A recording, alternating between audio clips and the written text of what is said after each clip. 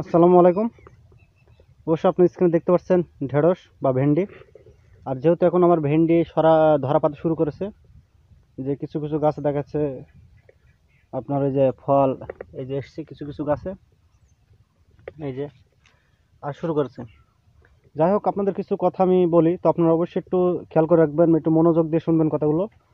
আপনাদের যদি ঢেঁড়স চাষ হয়ে থাকেন, তো অবশ্যই আপনি একটা চিন্তা করবেন যে আপনাদের ঢেঁড়সের পাতার নিচে যে এক ধরনের সবুজ পোকা থাকে, ওই পোকাটা হয়তো আপনি অনেক রকম বিষ ব্যবহার করছেন, ব্যবহার করার পরও দেখা যাচ্ছে কাঠি হচ্ছে না।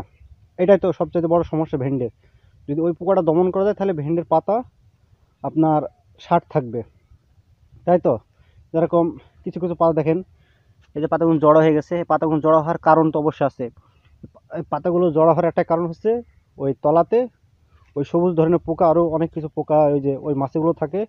ওই মাছিগুলো ওই পাতার রস চুষে চুষে খায়। ওই খাওয়ার কারণে দেখা যাচ্ছে ওই পাতা বাড়ে না, আস্তে আস্তে কুকড়া হয়ে যায়। আপনারা কোন বীজটা ব্যবহার করেন সেটা আমি জানি তো। আমি যে বীজগুলো ব্যবহার করে এই যে পাতা কেবল ষাট করে আসছি, তো অবশ্যই দেখবেন যে কিছু কিছু পাতা জায়গায় জায়গায় ষাট হয়ে যাচ্ছে।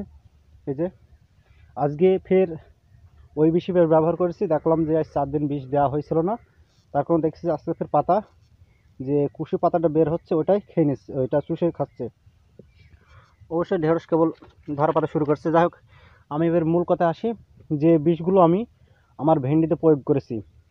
প্রথমে বলে রাখি, আপনারা যারা ভেন্ডি চাষে আছেন অবশ্যই কথাগুলো মনে রাখবেন। আগে আপনাদের দেখায়, আজকে ভেন্ডিতে বীজ দেওয়ার পর আমি এখনও বাসায় যাইনি। ওই যে ওই জায়গাটা আমার ঢপ আছে, আর ভেন্ডির ভুঁই একটু নোনা, তার কারণে একটু সেভাবে যত্ন নিচ্ছি। তো আপনাদের আমি দেখাবো ওই পোকাগুলো, সাথে সাথে কি ওদের কি অবস্থা দেখান। এই যে যদি আমি গাছ নড়া দিতাম, শুধু এইভাবে করে পোকা চারি সাইডে ঘুরে বেড়াতো। এই যে আপনি সেখানে লক্ষ্য করে দেখবেন, এই যে পোকা কী পরিমাণে মরে আছে।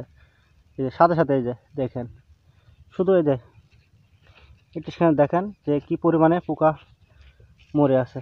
শুধু এই যে যদি তাজা থাকতে এরা পালিয়ে যেত, যে তাজা থাকতে এরা পালিয়ে যেত, তাই না? এরকম সবুজ সবুজ পোকা দেখা যাচ্ছে আপনাদের ঢেঁড়স খেতে আসে, তো ওইগুলো নষ্ট, এগুলো দমন করার জন্য আপনার যে বীজগুলো ব্যবহার করবেন, আর আমি যে বীজগুলো ব্যবহার করছি, তো সামনের ভিডিওতে ইনশাল্লাহ আপনাদের নিয়ে আসবো। তো আপনারা খুব দ্রুত পাবেন ভিডিওটা, 2 থেকে 1 দিনের মধ্যে ফের ভিডিওটা পাবেন, যেহেতু আমি রেজাল্ট দেখছি। এই যে রেজাল্ট দেখেন, এই যে এই যে দেখেন, যেটা মরবে না সেটা পালিয়ে যাবে, যেটা মরবে না সেটা পালিয়ে যাবে। দেখেন এখানে পালাইকে দেখি, এই যে এটা নড়ছে, এটা এটার গায়ে বিষ পড়েনি বা বিষে খায়নি, সেজন্য দেখা যাচ্ছে নড়ে বেড়াচ্ছে। এই যে আর আমার হাতে যেটা আছে এগুলো মরে গেছে।